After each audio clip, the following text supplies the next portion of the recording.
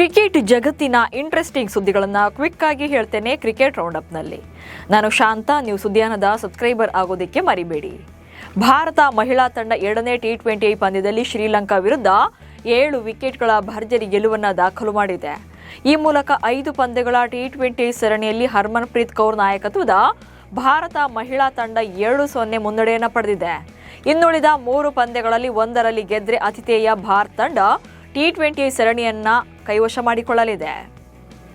ಶ್ರೀಲಂಕಾ ವಿರುದ್ಧದ 2ನೇ T20 ಪಂದ್ಯದಲ್ಲಿ ಭಾರತದ ಪರ ಮ್ಯಾಚ್ ವಿನ್ನಿಂಗ್ ಪರ್ಫಾರ್ಮೆನ್ಸ್ ನೀಡಿದ ಸ್ಫೋಟಕ ಆಟಗಾರ್ತಿ ಶಫಾಲಿ ವರ್ಮಾ ಸ್ಮೃತಿ ಮಂದಾನ ಅವರ ದಾಖಲೆಯನ್ನು ಬ್ರೇಕ್ ಮಾಡಿದ್ದಾರೆ. ಶಫಾಲಿ ಅಜೇಯ 69 ರನ್ ಗಳಿಸಿ ಪಂದ್ಯ ಶ್ರೇಷ್ಠ ಪ್ರಶಸ್ತಿ ಪಡೆದರು. ಒಟ್ಟು 8 ಪಂದ್ಯ ಶ್ರೇಷ್ಠ ಪ್ರಶಸ್ತಿಯನ್ನು ಪಡೆದಿದ್ದು 7 ಪಂದ್ಯ ಶ್ರೇಷ್ಠ ಪ್ರಶಸ್ತಿಯನ್ನು ಪಡೆದ ಸ್ಮೃತಿ ಮಂದಾನ ಅವರ ದಾಖಲೆಯನ್ನು ಬ್ರೇಕ್ ಮಾಡಿದ್ದಾರೆ. ರಾಂಚಿಯಲ್ಲಿ ನಡೀತಾ ಇರುವಂತಹ ವಿಜಯ್ ಹಜಾರೆ ಟೂರ್ನಿಯಲ್ಲಿ ವೈಭವ್ ಸೂರ್ಯವಂಶಿ ಭರ್ಜರಿ ಶತಕ ಬಾರಿಸಿದ್ದಾರೆ. ಅರುಣಾಚಲ ಪ್ರದೇಶ ವಿರುದ್ಧ ಈ ಪಂದ್ಯದಲ್ಲಿ ಟಾಸ್ ಗೆದ್ದಂತ ಬಿಹಾರ ತಂಡದ ಪರ ಓಪನರ್ ಆಗಿ ಕಣಕ್ಕಿಳಿದ ವೈಭವ್ ಸೂರ್ಯವಂಶಿ ಸ್ಫೋಟಕ ಬ್ಯಾಟಿಂಗ್ ಪ್ರದರ್ಶನ ಮಾಡಿದರು. ಮೊದಲ ಓವರ್ನಿಂದಲೇ ಅರುಣಾಚಲ ಪ್ರದೇಶ ಬೌಲರ್ಗಳನ್ನು ಬೆಂಡೆತ್ತಿದಂತ ವೈಭವ್ ಕೇವಲ 36 ಎಸೆತಗಳಲ್ಲಿ ಶತಕ ಪೂರೈಸಿದರು. ವಿಜಯ್ ಹಜಾರೆ ಟೂರ್ನಿಯ ಮೊದಲ ಪಂದ್ಯದಲ್ಲಿ ಎಡಗೈ ದಾಂಡಿಗ ಇಶಾನ್ ಕಿಶನ್ ಸಿಡಿಲಬ್ಬರದ ಬ್ಯಾಟಿಂಗ್ ಪ್ರದರ್ಶನ ಮಾಡಿ ಶತಕ ಬಾರಿಸಿದ್ದಾರೆ. ಕರ್ನಾಟಕ ತಂಡಕ್ಕೆ ಜಾರ್ಖಂಡ್ ತಂಡ 413 ರನ್ಗಳನ್ನ ಟಾರ್ಗೆಟ್ ಅನ್ನು ನೀಡಿದೆ.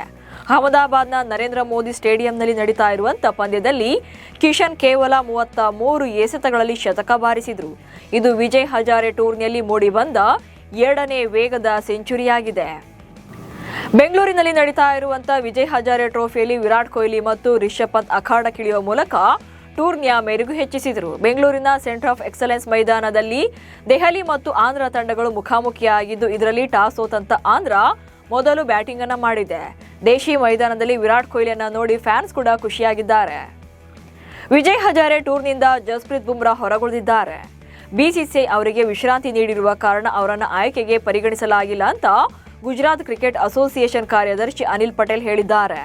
ಬಿಸಿಸಿಐ ಆದೇಶದ ಮೇರೆಗೆ ಈ ಟೂರ್ನಿಯಲ್ಲಿ ಟೀಂ ಇಂಡಿಯಾದ ಸ್ಟಾರ್ ಆಟಗಾರರಾದಂಥ ವಿರಾಟ್ ಕೊಹ್ಲಿ, ರೋಹಿತ್ ಶರ್ಮಾ ಸೇರಿದಂತೆ ಪ್ರಮುಖರು ಕಣಕ್ಕಿಳಿದು ಮಿಂಚಿನ ಪ್ರದರ್ಶನ ನೀಡಿದ್ದಾರೆ. ಇಂಡೋನೇಷ್ಯಾದ ಕ್ರಿಕೆಟಿಗ ಗೆಡೆ ಪ್ರಿಯಂದನ T20 ಕ್ರಿಕೆಟ್ ಇತಿಹಾಸವನ್ನು ಬದಲಾಯಿಸಿದ್ದಾರೆ. ಇಂಡೋನೇಷ್ಯಾ ಬೌಲರ್ ಪ್ರಿಯಂದನ ಕಾಂಬೋಡಿಯಾ ವಿರುದ್ಧದ ಪಂದ್ಯದಲ್ಲಿ ಕೇವಲ ಒಂದೇ ಓವರ್ನಲ್ಲಿ 1 ರನ್ ನೀಡಿ 5 ವಿಕೆಟ್ಗಳನ್ನು ಬೇಟೆಯಾಡಿದ್ದಾರೆ. ಈ ಮೂಲಕ ಪ್ರಿಯಂದನ ಅಂತಾರಾಷ್ಟ್ರೀಯ T20 ಕ್ರಿಕೆಟ್ ಇತಿಹಾಸದಲ್ಲಿ ಈ ಸಾಧನೆ ಮಾಡಿದಂತ ಮೊದಲ ಬೌಲರ್ ಎನಿಸಿಕೊಂಡಿದ್ದಾರೆ. ವಿಶ್ವ ದಾಖಲೆ ಬರೆದಿದ್ದಾರೆ. ಅಫ್ಘಾನಿಸ್ತಾನ ಕ್ರಿಕೆಟ್ ತಂಡದ ಸ್ಟಾರ್ ಆಲ್ರೌಂಡರ್ ರಶೀದ್ ಖಾನ್ ಅವರು ತಮ್ಮ ತವರು ದೇಶದಲ್ಲಿ ಭದ್ರತೆಯ ಬಗ್ಗೆ ಮಾತನಾಡಿದ್ದಾರೆ. ನಮ್ಮ ದೇಶದಲ್ಲಿ ನಾನು ಸಾಮಾನ್ಯವಾಗಿ ಓಡಾಡಬೇಕು ಅಂದರೆ ಸಾಮಾನ್ಯ ಕಾರನ್ನು ಬಳಸೋದಿಲ್ಲ.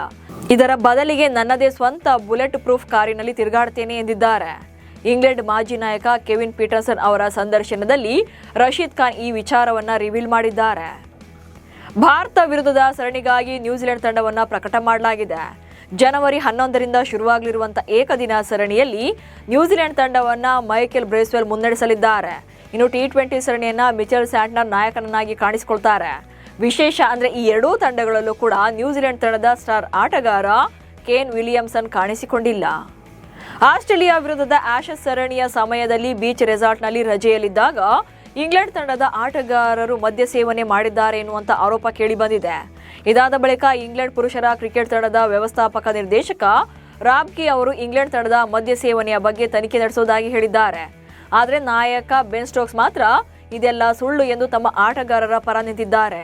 ಇವಿಷ್ಟು ಇವತ್ತಿನ ಕ್ರಿಕೆಟ್ ರೌಂಡಪ್ ಸುದ್ದಿಗಳು. ನಮಸ್ಕಾರ.